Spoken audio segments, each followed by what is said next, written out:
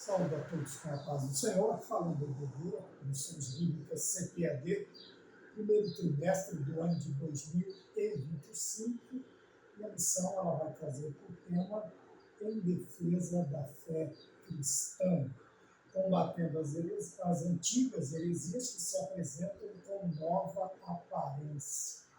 A missão de número 1, ela vai nos trazer o título Quando as heresias ameaçam a unidade da igreja. O comentarista desse trimestre é o pastor Ezequias Soares.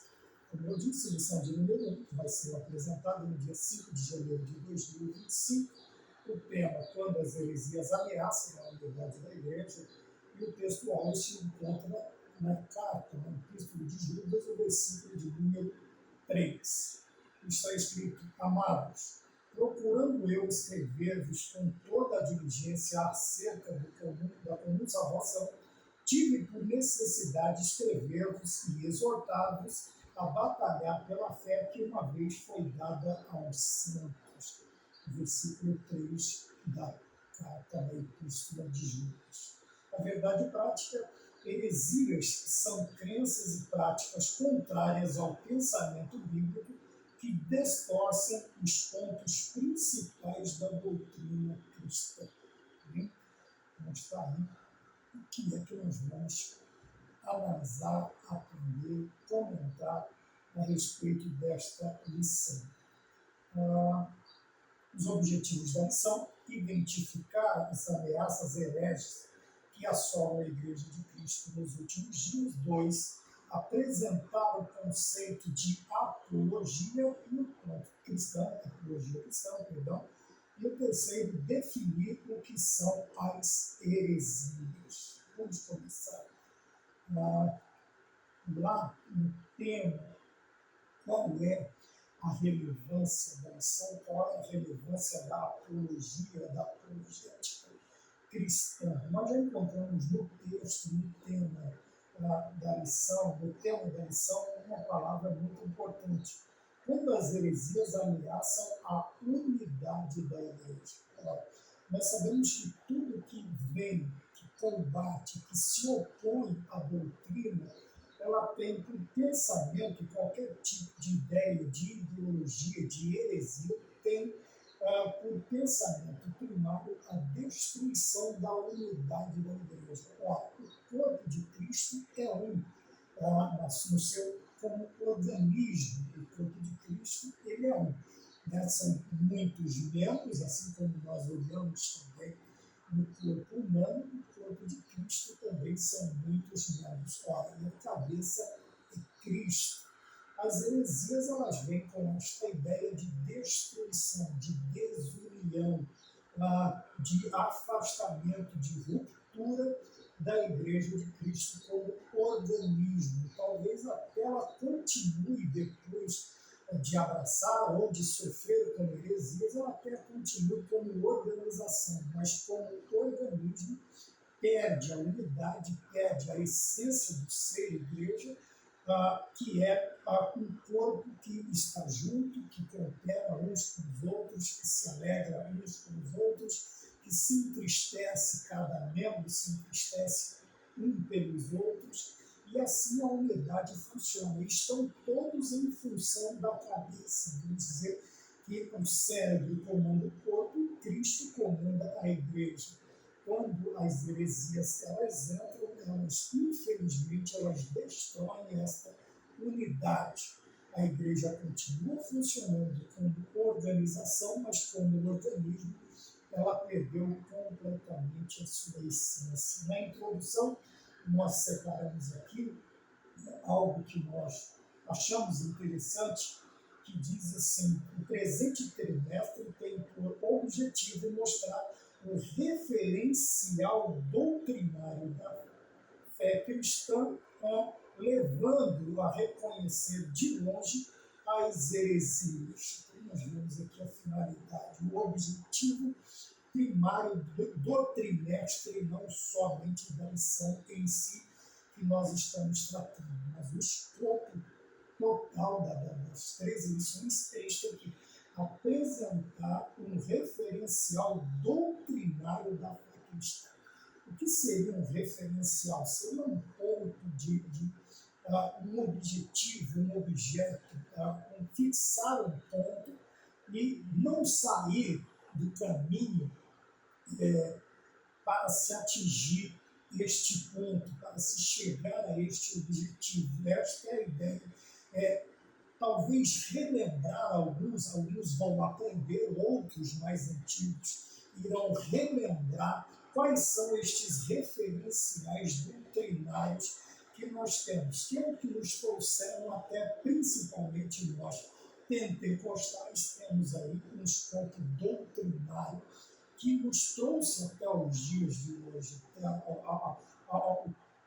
os dias atuais. E, infelizmente, quando a igreja em si ela perde este referencial, ela perde também, ela vai perdendo a sua identidade, quer dizer, aquilo que vai fazer com que ela seja reconhecida como ela se apresenta ou se apresentou até os dias de hoje. Para que, levando-nos, vamos colocar aqui agora na primeira pessoa do plural, levando-nos a reconhecer de longe as heresias. Nós vamos falar sobre o que é heresias. Tá bem? Muitas vezes, ao perder esta identidade, alguns estão chamando de heresias ou de falsos ensinos ou de ensinos espúrios, o que verdadeiramente é um ensino bíblico, estão reconhecendo como doutrina heresias claras, como diz o texto da lição, antigas heresias com uma roupagem nova, com uma aparência nova. E, infelizmente, este fato vem acontecendo por quê? Porque as pessoas não conhecem as Escrituras. Vivemos um período em que as pessoas estão infinitamente ligadas a ensinos, vou repetir, né, não canônicos, espúrios, não doutrinários. Por quê? Porque satisfazem o desejo da massa, satisfazem o desejo de muitos, né, de milhares, porque a igreja é composta de milhões de membros. E, infelizmente, uma grande maioria, e quando eu digo mundo, eu estou dizendo milhões no mundo, tá bom? Não estou falando só no Brasil. Mas, infelizmente, as pessoas estão se devotando a este tipo de ensino, a este tipo de pregação, a estes tipos de heresias que estão sendo trazidas com uma falsa aparência de Bíblia, com uma falsa aparência de Bíblia. Um evangelho totalmente contrário, como disse o apóstolo Paulo aos Gálatas. E nós precisamos relembrar, rememorar, recordar, para levantarmos novamente a bandeira do Evangelho verdadeiro e as defesas doutrinárias que são exigidas para que a igreja se mantenha unida, uma só. Tá bem? Relembrando o ano passado, o trimestre passado, que nós falamos sobre ecumenismo, não é sobre isso que nós estamos falando. Como no primeiro ponto desta lição, as ameaças dos lobos vorazes. Isto está em Atos dos Apóstolos, capítulo 20, versículo de número 28, que faz parte da leitura bíblica em classe, e está escrito assim: olhai, pois, por vós e por todo o rebanho, sobre que o Espírito Santo vos constituiu bispos, para apacentardes a igreja de Deus, que ele resgatou com o seu próprio sangue. Então, nós vemos aqui que há uma alerta, uma figura daqueles que tentam dividir a igreja. Eles são chamados de lobos vorazes. O lobo em si, ele já traz aquela ideia de caçador, né? Um caçador noturno, perspicaz, astuto. E ainda mais acrescido de vorazes, quer dizer, aquilo que o seu apetite excede, é um apetite gigante, é uma voracidade grande, gigantesca. E a tendência de quando este apetite ele é descontrolado, não é somente de se alimentar, mas de destruir, destroçar, e assim sucessivamente. Nós vimos também que o escritor de Atos, Lucas, ele usa o termo bispo para aqueles que estão apacentando. E nós podemos, houve até bem pouco tempo uma certa,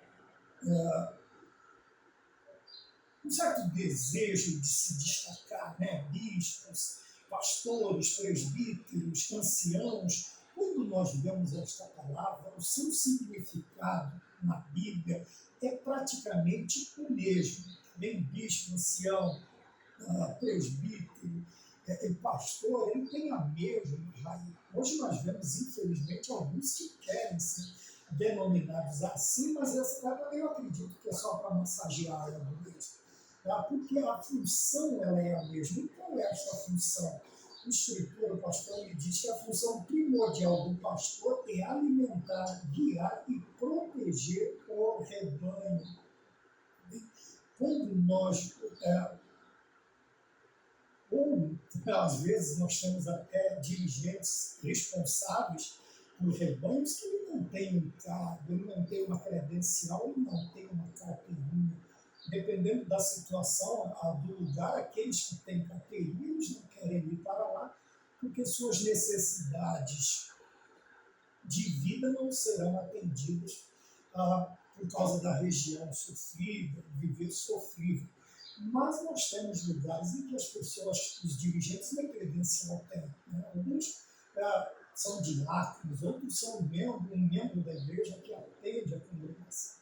Então nós vemos aqui que é um dirigente responsável. Qual é a responsabilidade? Veja, guiar, proteger e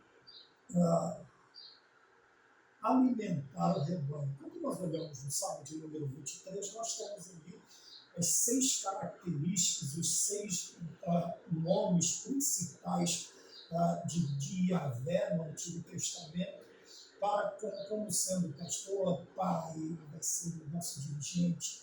É só nós darmos uma olhada ali e nós veremos. O Novo Testamento entrega esta metáfora ao tratar o relacionamento entre o pastor e o rebanho da igreja.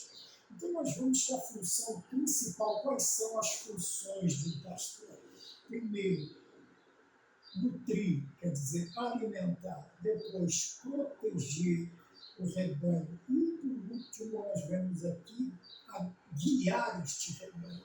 Infelizmente, nós temos alguns, nesta era moderna, muitos estão perdendo esta visão do pastor como nutridor, como alimentador, como aquele que supre o sustento do seu rebanho, aquele que dirige e aquele também que protege. Alguns malemães estão aparecendo ali num dia específico, somente para, sei lá, pregar, dar um estudo, e geralmente é aquele Ctrl-C, Ctrl-V, e não se gasta mais tempo, como eu gosto muito deste versículo da Bíblia que diz, coloca o teu coração sobre o teu rebanho e conhece o estado das tuas ovelhas. Ora, se nós não temos estes cuidados pastorais, os lobos vorazes, que são falsos pastores, falsos mestres, falsos cristos, tudo que é falso, ele vai entrar facilmente. Nós moramos numa região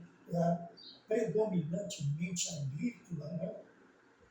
Onde o agro ele domina. Nós temos aí a pecuária também, hoje não tão grande escala, mas nós conhecemos a função, vamos dizer, do peão, né? Daquele que cuida da fazenda. O que ele vai fazer? Ele vai procurar os melhores pastos, ele vai dividir os pastos, ele vai cuidar da manutenção do rebanho para pastos verdejantes. Ele vai conduzir esses rebanhos para próximos a fontes de água. Ele vai correr as secas, como é dito aqui, para ver se não há nenhum arame farpado, quebrado, alguma cerca caída, tanto protegendo a fuga do rebanho, quanto a entrada de animais ferozes e até de ladrões. Né? Quando nós vemos, quando eu olho para a função aqui, você vê que ao romper da manhã, às vezes o dia ainda está escuro e eles já estão no campo. Alguns estão ordenando, outros estão separando, outros estão conduzindo, e até o no ocaso do sol, vamos dizer assim, começar a noitezinha, alguns ainda estão na labuta, né? Almoçam no campo, não vêm nem para casa para almoçar. Então nós vemos o cuidado. Se o homem faz isso para o rebanho de alguém, que a 99,9% das vezes nem lhe pertence, o que se dirá nós quanto ao cuidado do rebanho de Deus, né? Que pertence a Cristo e que nós veremos o fruto deste trabalho. Esta é a ideia, então. Nós vemos aí que alguns até se sentem incomodados se você os acorda antes das 9 horas da manhã, ou tem aquele sono do almoço, tipo 5, 15, 16 horas da noite, já encerraram seus estudos, tem um dia de folga para isso também, é uma coisa muito interessante o que nós vemos hoje. Mas os cuidados pastorais, eles vão além do que muito nós vemos nos dias de hoje, né? Paulo também alerta, aqui no versículo de número 29, veja, no livro de Atos, porque eu sei isto, que depois da minha partida entrarão no meio de nós lobos cruéis que não perdoarão o rebanho. Então, veja, depois da minha partida. Quando nós olhamos para esta. Eu me lembro que até bem pouco tempo atrás, um grande líder de denominação aqui do Brasil, ele estava alertando também a sua denominação quanto à sua partida.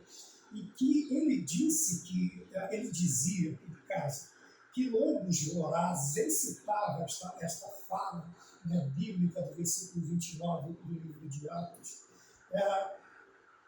referindo-se à sua pessoa. E como não é surpresa que nós temos hoje, que não são lobos vorazes que entraram, veja, não estou chamando-os de lobos vorazes, nada disso, mas o que nós vemos hoje a denominação sendo frontalmente, lateralmente atacada, e por pessoas que fazem parte do núcleo mais íntimo deste pastor, que se denominava missionário, né? E realmente fazia um trabalho missionário. Mas essa questão que nós queremos colocar aqui, o alerta quanto à partida de homens que realmente viveram comprometidos com a doutrina, com a palavra, com a denominação, com o rebanho, os seus corações estavam totalmente voltados a isso. Porém, há um alerta que, na maioria das vezes, quando estes homens eles são retirados de cena, vamos dizer assim, de seus substitutos, e que nós vemos também hoje, infelizmente, na maioria das vezes, são seus parentes diretos, não são aqueles que estão engajados no trabalho desde o começo, mas alguns que até a sua pouca idade também, não quer dizer que isto corrobore ou não com o ministério profícuo, mas infelizmente muitos estão sendo substituídos, e estes mesmos, eles não têm compromisso com doutrina, eles não têm compromisso com a palavra, eles não têm compromisso com o ministério. Eles simplesmente acham que estão ali por méritos. Ora, e ser um pastor não é uma obra meritória, é uma obra, é um chamado, como nós veremos mais adiante. Mas ele diz aqui que lobos vorazes surgiriam. E o assustador que nós temos hoje é que esses lobos vorazes não estão vindo de fora. Eles estão aqui, participaram do pasto, eles participaram das águas, eles se alimentaram no meio deste rebanho e agora saltam do meio deles, não como ovelhas, mas como lobos vorazes. Também, e há um certo receio da igreja de falar alguma coisa com medo de serem rechaçados, de serem combatidos, de serem destituídos, alguns até destituídos de seus cargos, mas infelizmente é o que nós temos visto nos dias de hoje. E o apóstolo ele diz, depois da minha partida, porque ele não está se referindo somente à sua morte, mas também ao avanço dos hereges no seio, quer dizer, no meio da igreja. Isto tanto de fora quanto de dentro. Alguns, como eu já disse, foram até criados no meio do rebanho. Pedro também, depois de ensinar que o Espírito Santo ele inspirou os profetas do Antigo Testamento, no capítulo de número 1, versículos 19 a 21 da segunda carta de Pedro, ele mostrou que a presença do verdadeiro ensino nem sempre é suficiente para impedir a manifestação do falso.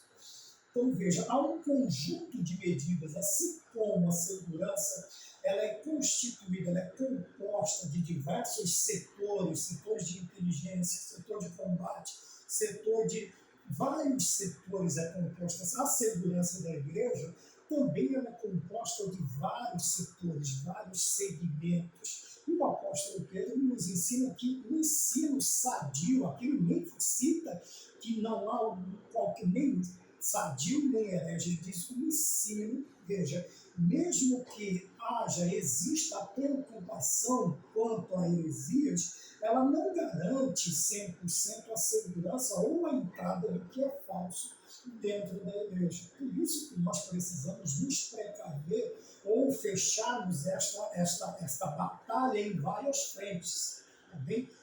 Sabemos que o exército não é tão grande, o Senhor Jesus Cristo disse que a seara é grande, mas são poucos os ceifeiros, mas nós precisamos, de todas as maneiras, esta batalha ser enfrentada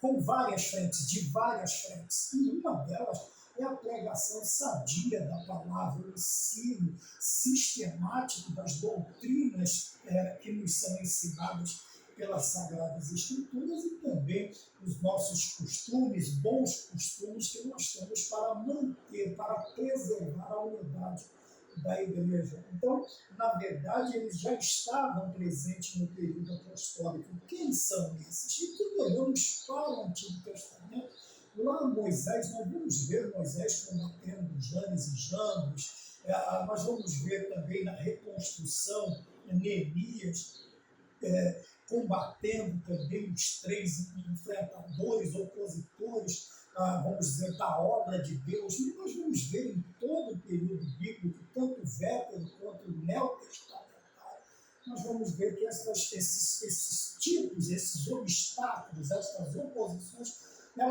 por isso que é chamada de antigas heresias, com uma roupagem nova, com uma nova aparência.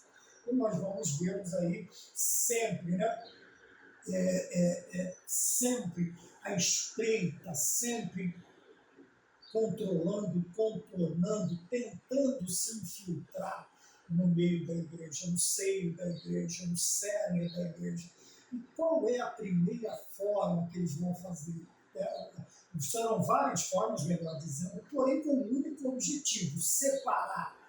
Separar para conquistar esta ideia. Por isso a igreja, porém, quando nós olhamos no âmbito espiritual, é mistério que isto aconteça. Por quê? Para se cumprir a palavra, quando há estes enfrentamentos, e alguns, infelizmente, por opção, outros por desconhecimento doutrinário, outros até nós poderíamos dizer por ingenuidade, nada mais é do que o joio sendo separado do trigo. Né? Tinha o costume antigamente de dizer que era a figueira sendo balançada. Então, em certos aspectos, nós vamos ver que é mistério que isso aconteça, que é até possível, não que nós devamos nos conformar com isso. Não, porém, alguns momentos serão necessários para quê? Para que exista aquela seleção espiritual, porque aumentando a iniquidade, obviamente, o crescimento do ímpio, a prosperidade dos movimentos ímpios, obviamente atrairá a atenção dos santos, e o Senhor Deus vai preservar a sua igreja. De que maneira? Balançando a figueira. Então, em determinados pontos, é até mistério que isso aconteça. No ponto de número 3, a origem dos falsos mestres está no versículo de número 30. Então, nós vamos lê-lo também. E que dentre vós, se levantarão homens que falarão coisas perversas para atrair os discípulos após si. Nós vamos ver Paulo muito claramente expor esta ideia.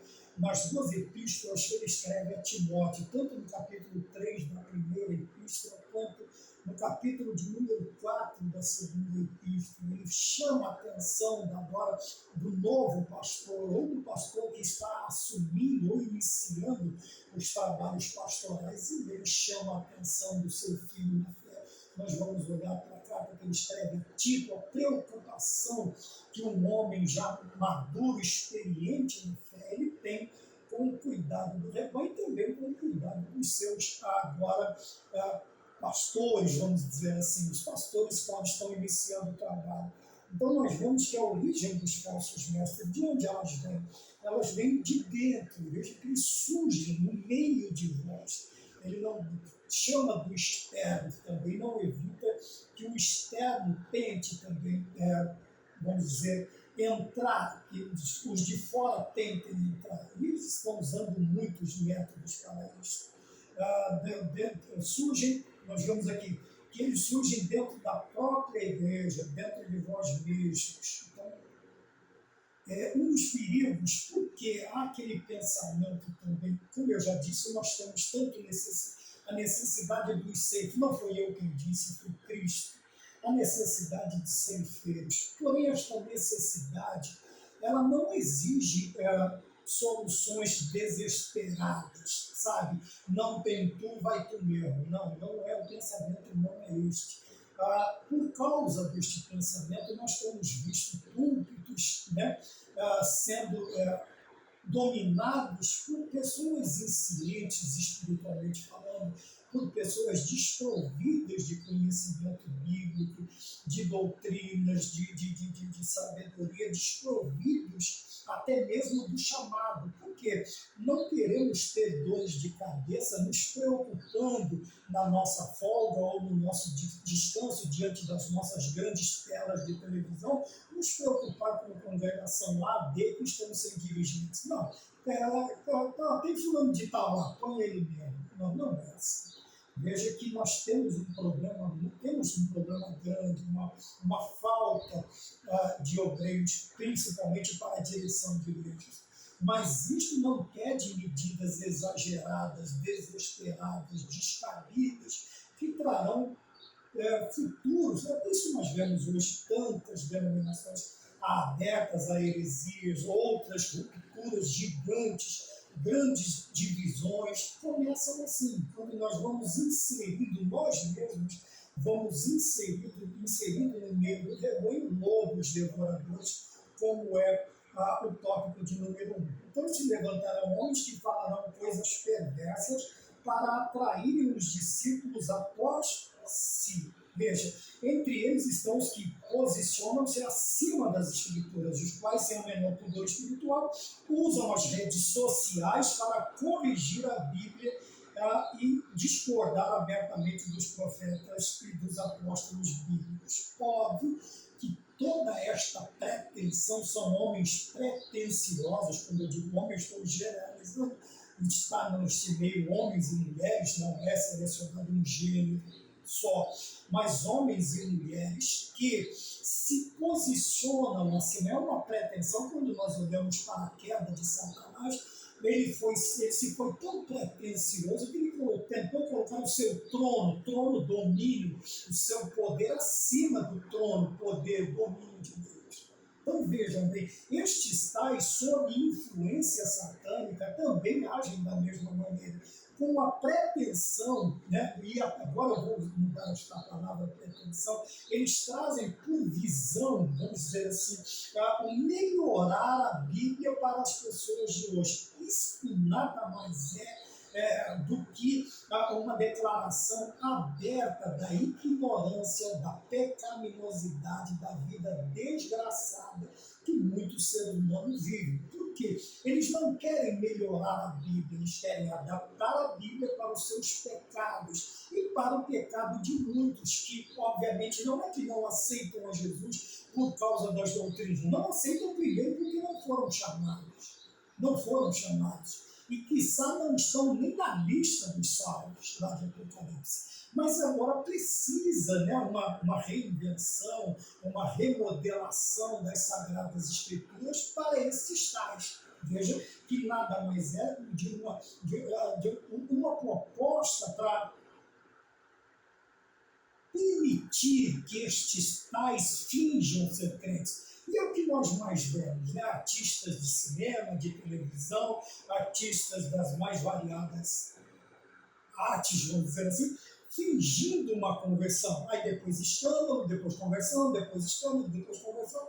E isto sendo tolerado abertamente por muitas denominações. Lobos vorazes. Isto o rebanho vai ver e vai querer imitar. Por quê? Porque é fácil, é atrativo, é gostoso você se beneficiar do pecado. Então, nós precisamos, veja, os cuidados pastorais, a partida de muitos homens de Deus e a origem dos falsos mestres, isto deve nos chamar a atenção, acender um alerta, ainda que pareça bonito, mas não é verdadeiro. Quando você vê, não existe um batismo e uma ordenação. Cadê a experiência? Cadê a maturidade? Cadê isto? Cadê aquilo? E as pessoas acham isto bonito. Infelizmente, a igreja está abraçando este tipo de ideia. Sabe, a conversão é maravilhosa, mas para você estar numa determinada posição, nós vamos ver na Betel Dominical, sobre o movimento pentecostal, principalmente para nós, alguns caminhos, algumas exigências, algumas imposições até que nós precisamos obedecer, e não é meramente porque alguém é famoso que ele já pode chegar aí e fazer o que ele bem entender, ou um fulano que vai receber o grande dízimo desse ciclano, ele pode fazer o que ele quer com a igreja não é nossa. Então nós precisamos tomar cuidado, mas para isso, o ponto de número 2 nos alerta para uma doutrina, para um ensino, para uma matéria muito importante, relevante para os nossos dias. Veja, sobre a apologética. O que é apologética? A apologética cristã é a defesa lógica e racional da fé cristã e de suas práticas doutrinárias. Isso quer dizer que é uma defesa que nós precisamos fazer. E esta defesa ela deve estar bem fundamentada, tanto lógica quanto racional. Porém, há um certo pensamento de incoerência, de que há incoerência nesta ideia, porque nós falamos do racional e do lógico quanto à fé. E nós sabemos que a fé, ela é inexplicável. Às vezes ela se torna até, vamos dizer assim, ela é ilógica, ela é irracional. Porém, a fé aqui, ele está falando do escopo doutrinário da igreja. Ele não está falando da fé como um firme fundamento das coisas que se não veem milagres.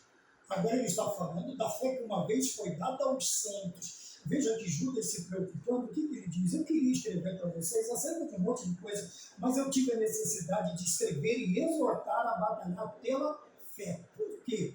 Judaizantes, gnósticos, no tempo, vamos lá, várias heresias tentavam entrar ou adentrar a igreja que estava nascendo. Nós temos aí grandes embates dos grandes homens de Deus na apologética cristã, e isto não somente no tempo dos apóstolos, mas depois os pais da igreja. Nós vamos ver também outra grande batalha doutrinária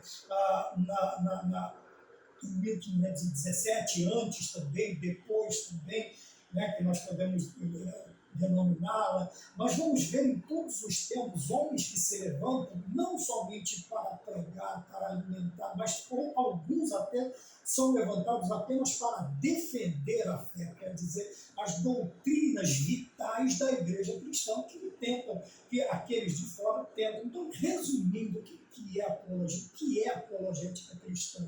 Veja, é uma defesa. Por que ele usa lógico e racional? Porque ele não está falando dos milagres da fé, como nós comumente pregamos, mas ele está falando do escopo doutrinário, daquilo que mantém a igreja unida e viva, que é a doutrina. Ora, se nós perdermos doutrinas, nós vamos perder todos os nervos, os ossos deste corpo.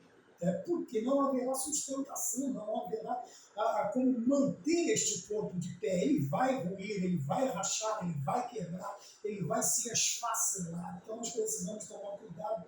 Veja que aqui eu separei uma outra parte também. A apologética mostra que o cristianismo é racional. Os dados da revelação podem ser explicados de maneira metódica, sistemática e, portanto, é aceitável. Um tempo não muito remoto, nós vemos uma barreira muito grande, né?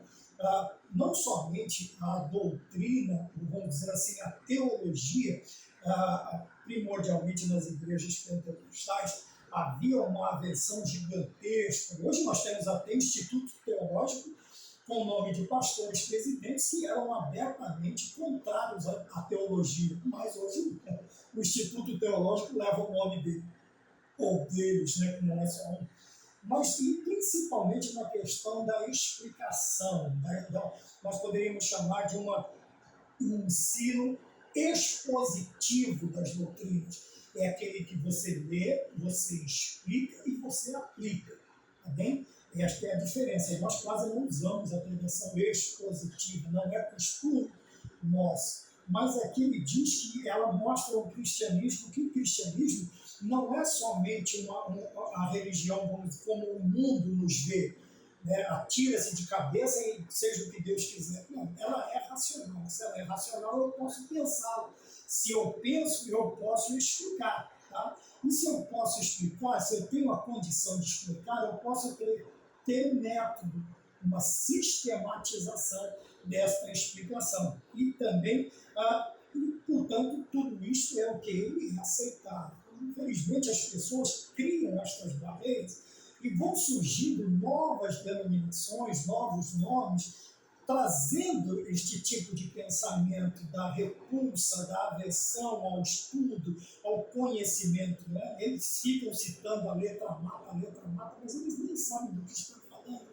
E como não sabem do que estão falando, eles também não sabem como explicar. E aí, essas novas denominações são levadas na breca, com jogado paletó, com sopros, com isto, com aquilo, com coisas que não fazem parte desculpe, mas se é falar de Bíblia, vamos falar de coisa séria, vamos falar de Bíblia. Eu não quero inventar, não quero te impressionar, mas eu já vi pessoas dando óleo para outro bebê, eu já vi pessoas misturando água com óleo para o outro bebê, derramando litro de azeite na cabeça de uma pessoa. Isso não é expulsando o demônio com azeite, expulsando demônios, enfermidades, batendo a Bíblia na cabeça da pessoa. Isso é totalmente antibíblico, não é nem extra-bíblico e nem é bíblico. Então nós precisamos tomar cuidado. E a nossa pretensão aqui, vou me chamar de pretensioso, não é impressionar e nem satisfazer o que você quer, ou o que eu quero pregar ou ensinar, mas o que a Bíblia verdadeiramente nos diz. Isto é doutrina. Então nós precisamos tomar cuidado. Ponto de número 2, a que defesa Pedro se refere no versículo agora de número 16, né, da primeira carta de Pedro, no capítulo 3, versículo 16, ele diz: tendo uma boa consciência para que naquilo que falam mal de vocês, como de malfeitores ou de vós, está aqui, fiquem confundidos os que blasfemam do vosso bom procedimento em Cristo. Quando ele traz o ponto, a defesa que Pedro se refere, nós temos dois pontos de vista. Não vou defender nem A nem B, tenho a minha convicção e que o procedimento dos dois tribunais está corretíssimo. Então vamos lá. Veja, o versículo 16, ele está falando do bom testemunho, quer dizer, do procedimento, do comportamento, da nossa ética, de como as pessoas, a nossa personalidade cristã. Veja, testemunho para provar o quê? A partir do momento em que nós vivemos de uma maneira bíblica, o nosso viver é bíblico, todas as acusações que são baseadas em aparência, elas se tornam inconsistentes. Quer dizer, elas não têm consistência, firmeza, elas não podem ser provadas. Por quê? Porque todos veem o nosso procedimento, porém, o versículo de número 16 também, ele fala da defesa. Veja, por que estamos praticando Por que o escritor está falando de apologia? Porque ele está falando cristã, ele está falando da resposta ou explicação nesta passagem é sobre a razão da fé dos cristãos. E isto diz respeito à doutrina cristã. Indiretamente ou até inconscientemente, quando nós estamos vivendo a nossa fé, nós estamos fazendo uma apologia cristã das doutrinas. Por quê? Porque a nossa vida é totalmente baseada, estruturada e explicitada aos demais nas doutrinas bíblicas, nas doutrinas cristãs. Por isso eu disse aqui que tanto uma, né, alguns têm a visão dela única, essa passagem única, então somente está falando do nosso comportamento, porém nós vemos aqui também a defesa, o apóstolo Pedro falando sobre defender a fé. E como nós defendemos a fé? Praticando a fé. Quer dizer, praticando o que a Bíblia, tanto é que Tiago vai dizer também, que nós não devemos ser somente ouvintes esquecidos, mas praticantes desta palavra, desta doutrina, deste modo. Ele tem que ser, a doutrina cristã tem que ser o nosso modo de vida, o nosso modo de viver. Tá bem? Então, ao que Pedro se refere? Se você entender como sendo o nosso comportamento, amém, mas pratique. Se nós entendermos como uma defesa, como uma apologia, Pedro está ensinando a apologética cristã, nós devemos fazê-lo também. Então, tanto um quanto o outro, ou abraçando um ao outro, não nos exime de praticar uma ou outra. Pelo contrário, nos responsabiliza a praticá-los. 3. Por que devemos combater as heresias? Aqui está um ponto também muito importante. Por quê? Primeiro, o escritor diz no versículo 3,16 que,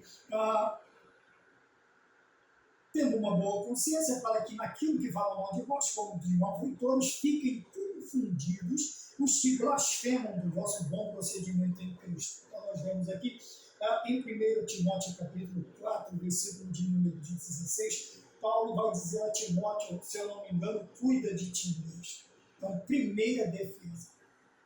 Por que devemos combater? Para a nossa própria defesa. Nós devemos estar informados daquilo, né, que nos é trazido e temos que estar também aptos a combater ou refutar biblicamente. Ora, nós não podemos pregar a nossa pensologia, nós temos que pregar Bíblia. Ora, e para pregarmos ou refutarmos doutrinas heréticas biblicamente, nós precisamos de um conhecimento, né? Nós precisamos de um conhecimento, ainda que panorâmico, no geral, né? Não um catado de versículos específicos, mas um panorâmico das doutrinas bíblicas, nos 66 livros da Bíblia, como nós veremos, se eu não me engano, na lição da sala dos juvenis desse trimestre, nós vamos ver a palavra panorâmica.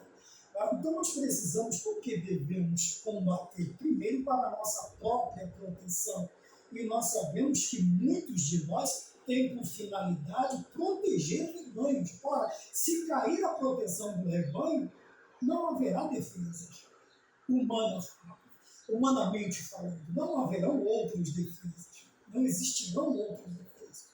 Porém, principalmente aqueles que têm por finalidade, por chamado, proteger o rebanho, qual o Espírito Santo nos constituiu bispos, como diz as Escrituras, nós precisamos primeiro termos uma base bem ampla de doutrinas bíblicas, de conhecimento bíblico. Eu não estou falando de costumes bíblicos, eu estou falando costumes, eu não estou falando de costumes denominacionais, eu estou falando de doutrinas bíblicas, o que é bem diferente. Tá bem? Quanto maior for a nossa base, a nossa plataforma, mais seguros nós, no singular, é difícil. Nós, falando de nós mesmos, quanto maior for, maior será a defesa que nós poderemos apresentar para e pelo rebanho que nós representamos, ou que nós fomos constituídos pelo Espírito Santo. Tá bem? Ninguém tome esta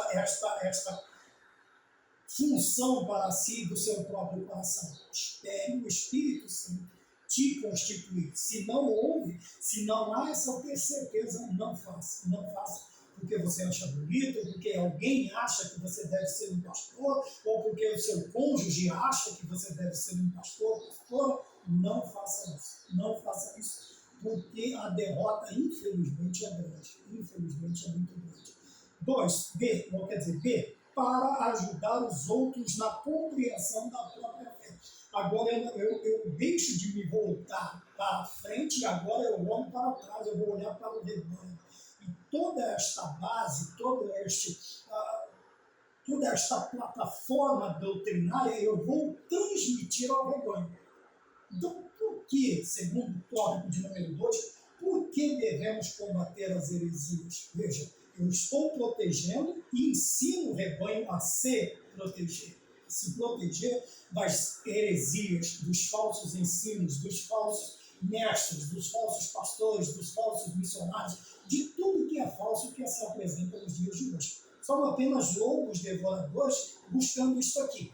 Veja que eles nunca se apresentam com vestes modestas, em lugares modestos, não que isto seja exigência, ou que ser rico é pecado, mas essas pessoas, eles tentam atrair os demais que também têm a sua concupiscência voltada para o vil metal, e acham que aquilo é fé, que aquilo é doutrina, que aquilo é um diferencial da vida do crente, fiel ou não. Ora, ser próspero, ser rico, nunca foi um referencial de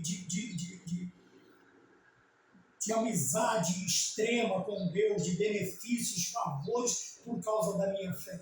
De maneira alguma. Nós tivemos grandes vozes, muitas expressões, grandes grupos bíblicos que tinham malemar o café, o almoço e a janta, e nem por isso deixaram de viver milagres, tá bem? Tomando sempre cuidado também com a teologia da prosperidade. E isso, infelizmente, tem atraído muitos adultos, pastores, superintendentes, professores, quando nós fazemos isso, nós não ajudamos os outros na compreensão da própria fé. Infelizmente, nós transmitimos uma mensagem errada. E é isso que eles estão fazendo. Então, por que nós devemos combater as heresias? Primeiro, por nós mesmos, depois, pelo rebanho sobre o qual nós fomos constituídos, ou que você foi constituído. Esse debate sobre as crenças deve ocorrer de maneira respeitosa e com argumentos e fundamentação bíblica, respondendo às objeções contra a fé cristã. Veja, não é porque nós temos base, plataforma, não é porque nós temos conhecimento, maturidade, experiência, não é por nada disso que nós vamos ter uma atitude zombeteira, zombadora, escarnecedora. Não, de maneira nenhuma.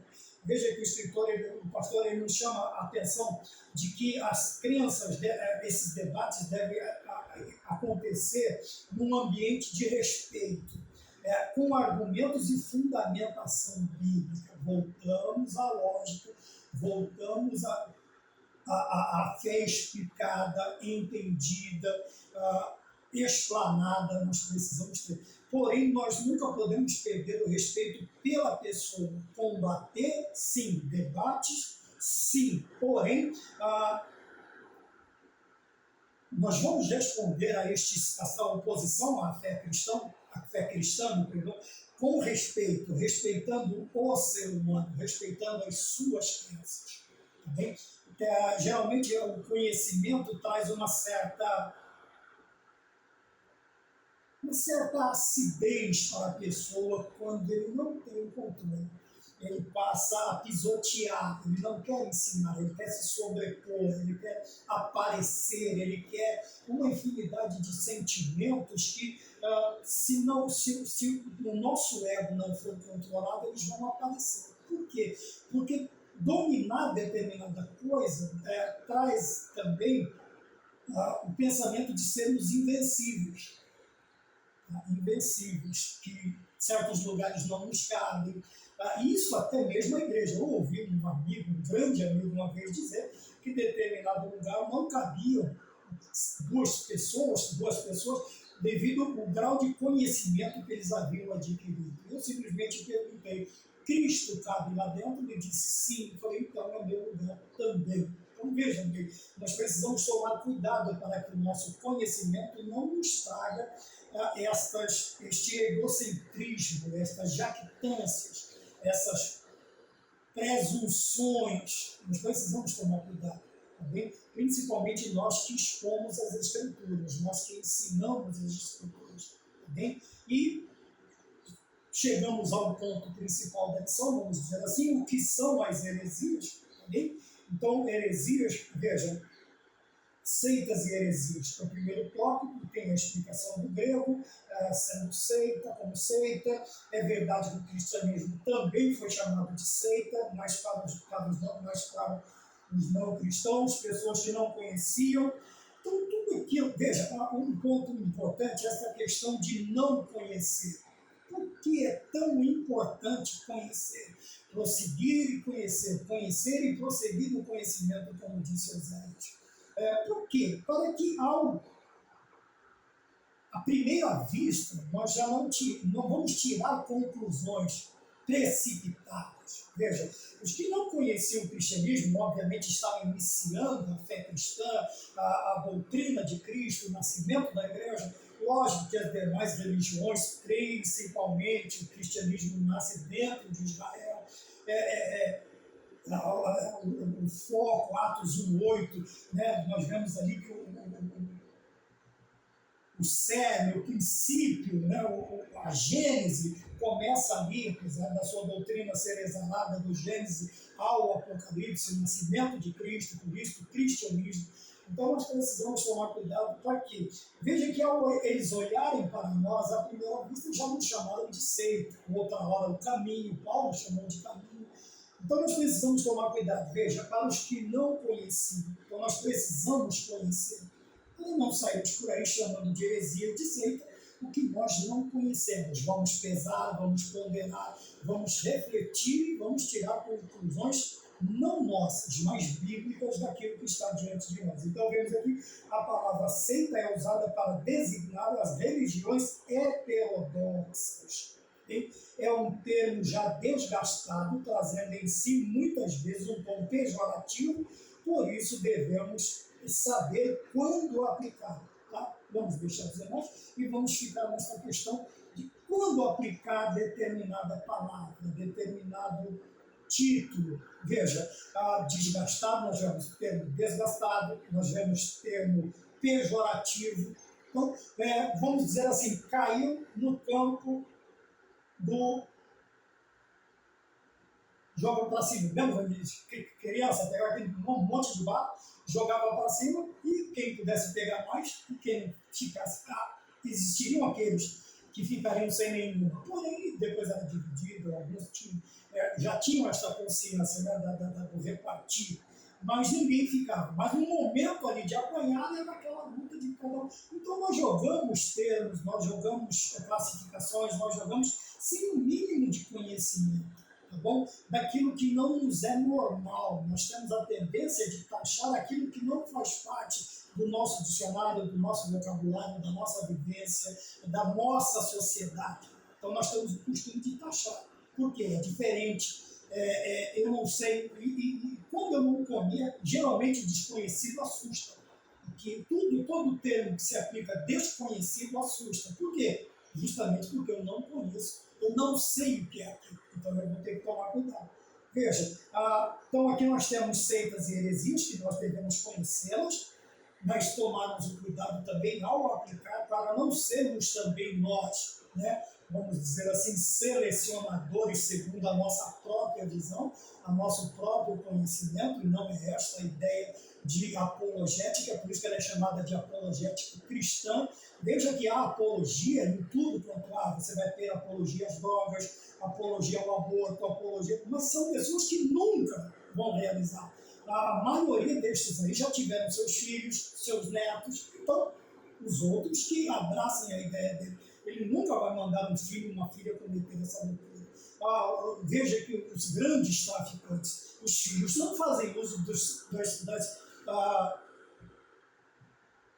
entorpecentes que eles devem. E se pegá-los fazendo, também serão repreendidos duramente pelos pais. Então os filhos dos outros usam, o meu não. É aquela ideia que nós vemos hoje tentando ser aplicada majoritariamente no Brasil. Para mim, filó, para você, mulambo só, tá bom?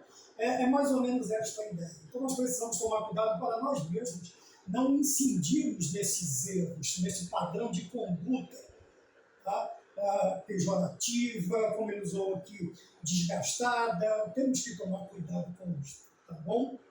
Quando nós olhamos a questão de heresias no Novo Testamento, tem o sentido de partido, de espírito sectário, que secta, que divide, que corta, sei lá, ao meio ou em várias partes, sempre representa uma ruptura ao sistema convencional. O que é um heterodoxo? Vamos voltar lá. É o que foge ao convencional, é o que foge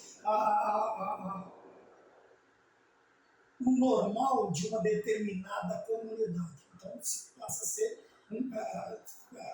entra no campo, para nós, à primeira vista, como heterodoxia. Então, nós precisamos tomar cuidado também. Então, veja, por que a ideia, ela traz no Novo Testamento de heresias, traz o sentido de espírito faccioso, sectário, é a mesma coisa.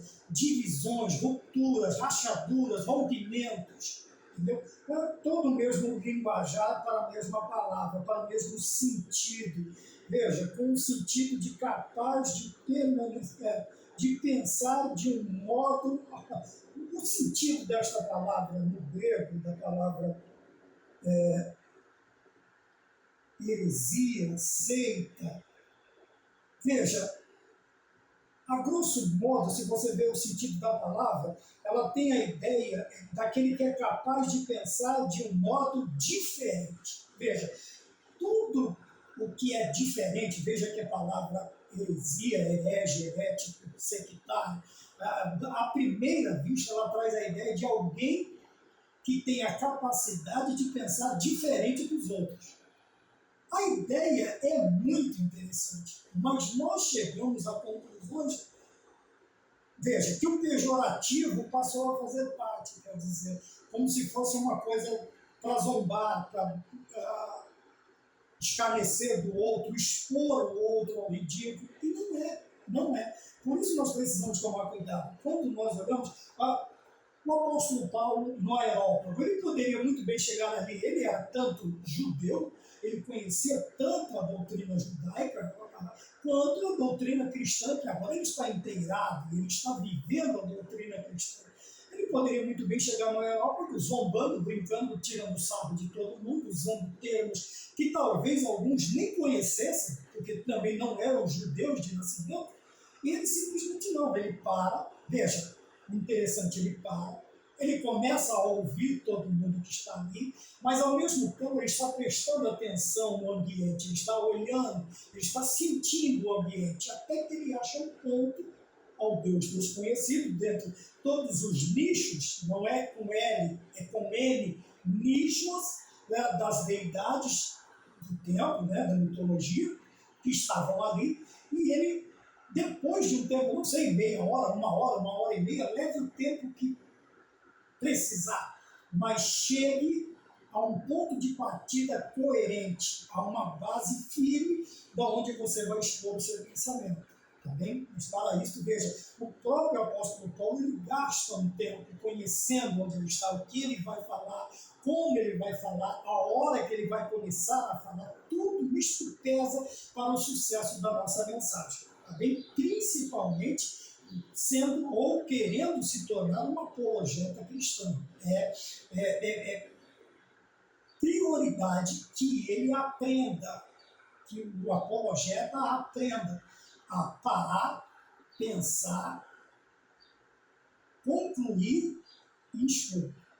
É preciso, porque senão você vai cair de paraquedas, você vai perder pontos importantes dentro da sua exposição, ganchos importantes dentro da sua exposição. Então nós precisamos tomar cuidado. Porque a palavra, veja, lá no princípio dela, heresia, seita, ela tinha a ideia de uma pessoa que tinha capacidade de pensar de um modo diferente dos outros. E às vezes nós nos levantamos até contra irmãos, tá, que não são hereges, que não são nada disso, mas porque alguém lá gritou herege, aí todo mundo pega a pedra, igual o tanque de Cristo. Aí todo mundo pega as pedras e começam a atirar. Mas ninguém parou para pensar que era, vamos lá, que era um apóstolo, que era um diácono, que simplesmente ele pensava o cristianismo. Ele não pensava costumes, ele pensava doutrina, totalmente diferente. E por que não dizer, muitos daqueles que lançaram pedras, né? Nós temos aí o primeiro martírio, nós temos a dispersão da igreja, né? Nós temos todo este processo, nós vamos ver em algumas lições aqui, se você quiser assistir, nós vamos ver tudo isso aí, tá bem? Agora sim nós vamos falar de heresia como perdição. Agora sim nós pensamos, nós analisamos, nós lemos a Bíblia, nós encontramos as doutrinas bíblicas e agora eu vou falar de heresia de perdição. Agora sim, com o sentido ruim da palavra heresia. Veja, capítulo 2 Pedro, capítulo 2, versículo 1, está tudo na lição. E também houve entre o povo falsos profetas, como entre vós haverá também falsos doutores ou mestres, que introduzirão encobertamente heresias de perdição e negarão o Senhor que os resgatou, trazendo sobre si mesmos repentina destruição. Então vamos lá. É nessa passagem que a palavra hereses apresenta o sentido de erro doutrinário como heresia propriamente dita no campo teológico que nós conhecemos hoje, tá bem? Então, por que esta, sim, está dentro desse texto, está dentro do contexto de heresias? Por quê? Veja, as heresias distorcem os pontos principais da doutrina cristã no que diz respeito a Deus, quer dizer, a Trindade, o Senhor Jesus Cristo e o Espírito Santo Deus. Bem? Aí fala sobre todas as doutrinas, fala da martiologia, a soteriologia, a bibliologia, a angelologia, a doutrina da igreja e das Sagradas Escrituras. Então nós precisamos tomar cuidado neste sentido da heresia. Quando determinados pensamentos diferentes, eles se opõem ao pensamento cristão, à doutrina bíblica. Veja, não estou falando dos costumes da igreja, estou falando das doutrinas bíblicas. Então, a tendência do mestre herege é desconstruir, a palavra bem falada hoje, né? Desconstruir doutrinas bíblicas, ensinos bíblicos, histórias bíblicas como contos de carochinha. Esses são os falsos mestres, esses são os falsos doutores. Agora, se o que eles aplicam te incomoda de algum jeito a melhorar para Deus, isto não é heresia, tá bom? Tudo aquilo que me tira do conforto e me provoca a melhorar perante Deus, isso é doutrina. Aquilo que me traz mais conforto, que me causa relaxamento, me leva a me deixar desprotegido com as coisas que vêm de fora, isso é heresia. Porque está distorcendo as Sagradas Escrituras. E o mais grave erro é quando diz respeito à divindade e interfere na salvação. Então, a teologia em si, tanto a cristologia, teologia e a doutrina do Espírito Santo, são dois nomes que eu sempre cito e também esqueço. Né? A pneumatologia, em alguns lugares é chamada de pneuma, né? Espírito, e outras... Então, as distorções, as perversões doutrinárias mais graves é quando interfere na teologia de Deus, na Trindade ou na Trinidade, na deidade de Cristo, na deidade do Espírito Santo. Algumas heresias chamam o Espírito Santo de uma força motriz e não tem nada, é a pessoa da Trindade, tem uma pessoa da Trindade Santa. Também Deus, Espírito Santo, pessoa, tem a sua personalidade. quando nós vemos que interfere também na salvação. Uma das doutrinas mais grotescas ou das heresias é quando Cristo precisa de ajuda para me salvar. Seja um livro à parte da Bíblia, muitas seitas foram criadas em cima de sonhos de homens e de mulheres, outros livros de anjos, revelações de anjos e assim sucessivamente, tá bom? Não foi assim com o cristianismo. O fundador, vamos dizer assim, do cristianismo esteve entre nós, se fez carne e habitou entre nós. Então, toda a Escritura é baseada, é inspirada pelo Espírito Santo e baseada naquilo que Cristo, o próprio Cristo, Deus, esteve entre nós, se fez homem e habitou entre nós, tá bom? Mas nós temos aí muitas religiões falsas que são baseadas em livros que estão ou ao lado da Bíblia ou acima até da Bíblia, como nós dizemos, de homens que se colocam acima das Escrituras. Existem livros de certas igrejas, vamos chamar assim, que estão até acima da própria Bíblia, né? Alguns nem a Bíblia tem, tem uma que tem a própria Bíblia dela, então, que já passou por reformulações, erros doutrinários, erros de linguísticas, erros de infinidade, tradução, tanto que ela chama tradução. Muitos erros, uma tiragem enorme foi sacada de circulação, ou foi retirada de circulação, porque havia um erro grotesco na questão de chamar, de colocar o título Senhor Yahvé do Antigo Testamento, porque eles são testemunhas de... Então, e eles colocaram Yahvé no Novo, traduziram Kyrios do Novo Testamento para Yahvé do Antigo Testamento como Deus, ou Senhor Deus. Não, os dois são o Senhor. Yahvé, hebraico, Kyrios no grego, Senhor, com S maiúsculo, o senhorio de Cristo e o senhorio de Deus no Antigo Testamento. Tá bom? Então nós precisamos tomar cuidado, porque estas são heresias de perdição. Homens e mulheres acima de Cristo, acima de Deus, homens e mulheres, livros acima da Bíblia, doutrinas humanas acima da doutrina divina, a verdadeira doutrina bíblica, é aí que nós precisamos tomar cuidado. Então, Paulo nos chama a atenção acerca destas divisões no meio da igreja e condena as inovações doutrinárias que causam dissensões e inovações, né? Então, nós vamos concluir a lição com esta palavra inovação. Infelizmente, o que os homens mais desejam é inovação. Tudo que parece novo, bonito, chama a atenção, é o que os homens querem. E eles estão trazendo isto para o âmbito espiritual, para o círculo espiritual. Tá bem? E nós temos que tomar cuidado com estas inovações. Tá bom? Nós temos um bom tempo já falando. Quando as heresias ameaçam a unidade da igreja, então nós precisamos tomar cuidado com as práticas contrárias ao pensamento bíblico e que distorcem os pontos principais da doutrina cristã. Amém? Lição de número 1, 2025, primeiro trimestre, e até a próxima aula, se Deus nos permitir. Amém.